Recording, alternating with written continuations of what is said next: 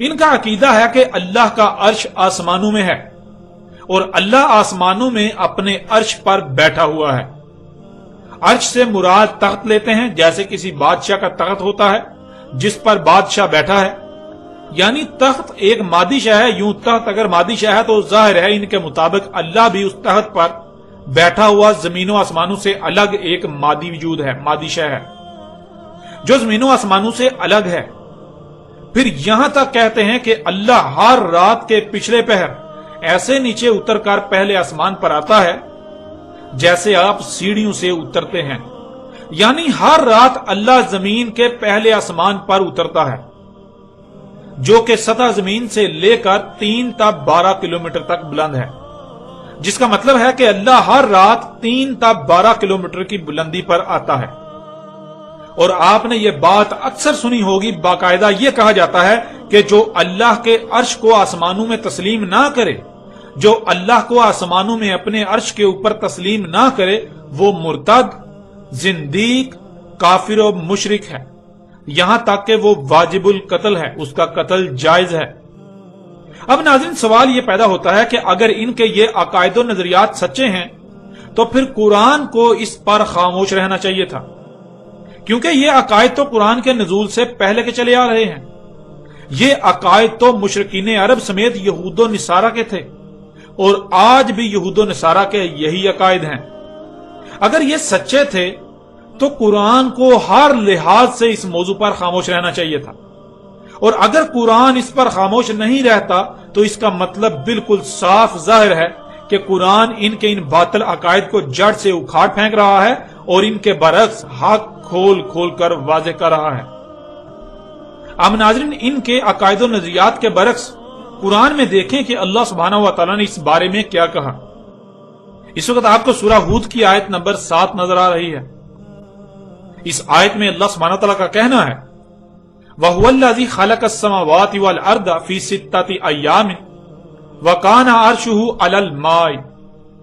और जो कुछ भी नजर आ रहा है वही जात है। खलक किया आसमानों और जमीन को 6 मराहल में, और था उसका अर्श है पानी पर। नाज़रीन का कहना है कि अर्श आसमानों में है जो कि एक तख्त है, और इनके बरक्स अल्लाह सुब्हानहू व तआला का इस आयत में कहना है कि अल्लाह का अर्श पानी पर था और पानी पर है। दोनों बिल्कुल मुतजाद बातें हैं और हकीकत आपके सामने है। अर्श कहते हैं जो निजाम वज़े कर दिया उसे चलाने को, और नाज़रीन जब आप गौर करें तो आपको पता चलेगा कि जमीन का निजाम पानी पर चल रहा है। पानी जमीन पर चलने वाले निजाम में बुनियाद की हैसियत रखता है। अल्लाह का अर्श पानी पर है, इसका मतलब यह है कि अल्लाह ने जमीन पर जो निजाम वज़े किया, अल्लाह जमीन पर जो निजाम वज़े करके चला रहा है उसकी बुनियाद पानी पर है। यह सारे का सारा निजाम पानी पर चल रहा है।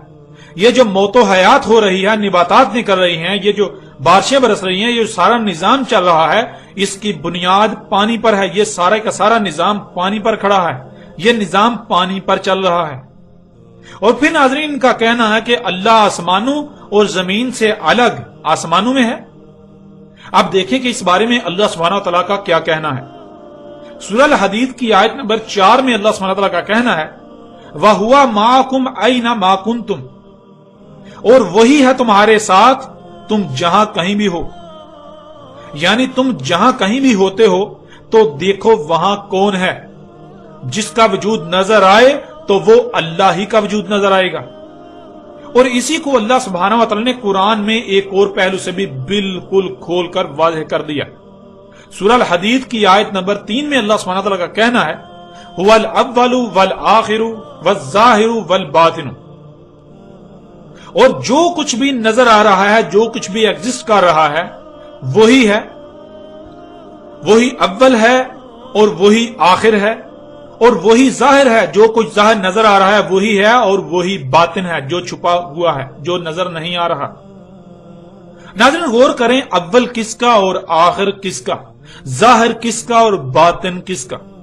यानी क्या है जो खुलम खुला नजर आ रहा है और वो क्या है जो खुलम खुला नजर नहीं आ रहा, बल्कि एक दूसरे में या एक दूसरे के पीछे छुपा हुआ है, जो बातिन है। اس آیت میں بالکل واضح کر دیا گیا کہ یہ اللہ ہے۔ ناظرین، ان آیات میں اللہ سبحانہ و تعالیٰ نے ان کے اس عقیدے کو بھی بنیاد سے اکھاڑ کر رکھ دیا، جو یہ کہتے ہیں کہ اللہ اوپر آسمانوں میں ہے، اللہ کا عرش آسمانوں میں ہے، آسمانوں پر ہے۔ اللہ سبحانہ و تعالیٰ نے ان کے ان عقائد کو جڑ سے، بنیاد سے اکھاڑ کر رکھ دیا۔ اور ناظرین، یہاں یہ بات بھی واضح کرنا بہت ضروری ہے کہ اللہ کا موضوع ایک وسیع موضوع ہے، جس پر الگ سے اِنَّا عَلَيْنَا بِيَانَهُ کے سلسلے کے تحت تفصیل کے ساتھ ہر پہلو سے بات کی جائے گی اور ہر سوال کا جواب دیا جائے گا۔ اللہ کیا ہے، اللہ پر کوئی سوال نہیں رہے گا۔ فی الحال بڑھتے ہیں آگے اپنے موضوع پر۔ ناظرین، آپ نے خود دیکھا اللہ سبحانہ و تعالیٰ نے قرآن میں کس قدر کھول کر حق واضح کر دیا۔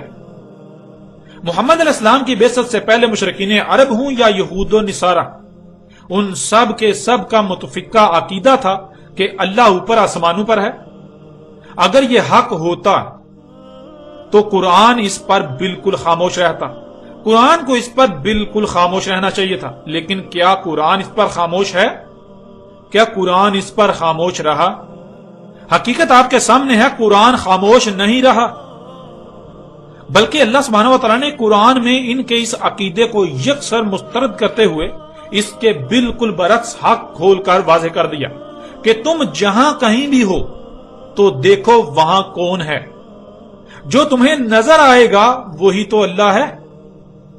ان کا عقیدہ تھا اور آج بھی ہے کہ اللہ کا عرش آسمانوں پر ہے، لیکن اللہ سبحانہ و تعالیٰ نے قرآن میں ان کے عقیدے کو یکسر مسترد کرتے ہوئے حق بالکل کھول کر رکھ دیا کہ اللہ کا عرش پانی پر ہے، اللہ کا عرش آسمانوں پر نہیں ہے، اللہ کا عرش پانی پر ہے۔ عرش کہتے ہیں نظام چلانے کو، اور جب غور کریں تو آپ پر بالکل یہ بات کھل کر واضح ہو جائے گی کہ زمین میں چلنے والا نظام، اس کی بنیاد پانی پر ہے۔ یہ سارے کا سارا نظام پانی پر کھڑا ہے، یہ نظام پانی پر چل رہا ہے۔ اگر پانی کو ہٹا دیا جائے تو زمین ایک بنجر اور کھنڈر سیارہ بن جائے گا۔ یوں ناظرین، آپ نے دیکھا کہ ان کے عقائد کیا ہیں، اور ان کے عقائد کے برعکس اللہ سبحانہ و تعالیٰ نے حقیقت کو ہر لحاظ سے کھول کر آپ کے سامنے رکھ دیا۔ آج بھی اکثریت کا یہ عقیدہ و نظریہ ہے کہ اللہ اوپر آسمانوں میں ہے، اور یہ عقیدہ و نظریہ کن کا تھا؟ یہ عقیدہ و نظریہ تو مشرکین عرب سمیت یہود و نصارہ کا تھا قرآن کے نزول سے پہلے، اور آج بھی مشرکین عرب ہوں یا پھر یہود و نصارہ ہوں، ان کا آج بھی یہی عقیدہ ہے۔ لیکن کیا قرآن نے اس کی تصدیق کی؟ آیا قرآن اس کی تصدیق کرنے کے لیے آیا تھا؟ اگر قرآن میں اس عقیدے پر اس حوالے سے آیات آتی ہیں، قرآن میں ذکر آتا ہے، تو آیا ان کے عقائد و نظریات کی قرآن تصدیق کرنے کے لیے اترا تھا، تائید و تصدیق کے لیے اترا تھا، یا پھر ان کا رد کرنے کے لیے، ان کے برعکس جو حق ہے اسے کھول کر واضح کرنے کے لیے اترا تھا؟ یوں ناظرین، حقیقت آپ کے سامنے ہے۔ آج بھی آپ کو اکثریت ایسی نظر آئے گی جن کا کہنا یہ ہے کہ اللہ کا عرش آسمانوں پر ہے، اللہ اپنے عرش کے اوپر ہے، آسمانوں پر۔ لیکن قرآن کیا کہتا ہے؟ یہ حقیقت آپ نے جان لی، حقیقت ہر لحاظ سے آپ کے سامنے ہے۔ اور بڑھتے ہیں ناظرین آگے ان کے مزید عقائد و نظریات کی طرف۔ ان کا عقیدہ ہے کہ زمین حرکت نہیں کر رہی، زمین ایک جگہ پر ساکت ہے، اور سورج، چاند، ستارے وغیرہ سب کے سب زمین کے گرد حرکت کر رہے ہیں۔ اب دیکھیں اس بارے میں اللہ سبحانہ و تعالیٰ نے قرآن میں کیا کہا۔ سورہ رد کی آیت نمبر 2 میں اللہ سبحانہ و تعالیٰ نے کہا، اللہ الذی رفع السماوات بغیر عمد ترونها ثم استوى علی العرش وسخر الشمس والقمر کل یجری لاجل مسمى۔ اللہ ہے، وہی ذات ہے، بلند ہیں آسمان بغیر کسی ایک بھی ستون کے، دیکھ رہے ہو ہمیں اسے، پھر استوا ہوا عرش پر اور سخر کیا سورج اور چاند کو، تمام کے تمام تیر رہے ہیں اجل مسمى تک، یعنی ان کی ایک مدت طے کر دی، ان سب کے خاتمے کا ایک وقت طے کر دیا، جب تک کہ وہ وقت نہیں آ جاتا تب تک تمام کے تمام اسی طرح تیرتے رہیں گے جیسے آج تیر رہے ہیں۔ اب ناظرین غور کریں، تمام کے تیرنے کا ذکر کیا گیا اور بطور مثال صرف 2 کا نام لیا۔ اب اگر دونوں ستارے ہیں تو اس کا مطلب ہے کہ تمام کے تمام ستارے تیر رہے ہیں اور تیرتے رہیں گے جب تک کہ ان کی اجل مسمى نہیں آتے آتی، اور اگر دونوں ستارے نہیں ہیں تو اس کا مطلب ہے کہ جو یہ دونوں ہیں اس طرح کے تمام تیر رہے ہیں اور تیرتے رہیں گے اپنی اجل مسمى تک۔ پہلے ناظرین سورج کا ذکر ہے، اور سب جانتے ہیں کہ سورج جلتا ہوا آگ کا گولا ہے، یعنی سورج ایک ستارہ ہے، اور چاند جلتا ہوا گولا نہیں ہے بلکہ چاند مادے کا گولا ہے جسے سیارہ کہتے ہیں، یعنی چاند ایک سیارہ ہے۔ یوں ناظرین اللہ سبحانہ و تعالی نے ایک ستارے اور ایک سیارے کا ذکر کرتے ہوئے تمام کے تمام ستاروں اور سیاروں کے اجل مسمى تک تیرنے کا واضح الفاظ میں ذکر کر دیا۔ اب اگر تو زمین نہ ستارہ ہے نہ ہی سیارہ، تو پھر اس آیت میں زمین کے تیرنے کا ذکر نہیں ہے، اور اگر زمین ان میں سے ایک ہے تو پھر یہ بات بالکل واضح ہے کہ زمین بھی اپنے مدار میں انتہائی تیز رفتاری میں سفر کر رہی ہے، زمین بھی اپنے مدار میں تیر رہی ہے اپنی اجل مسمى تک۔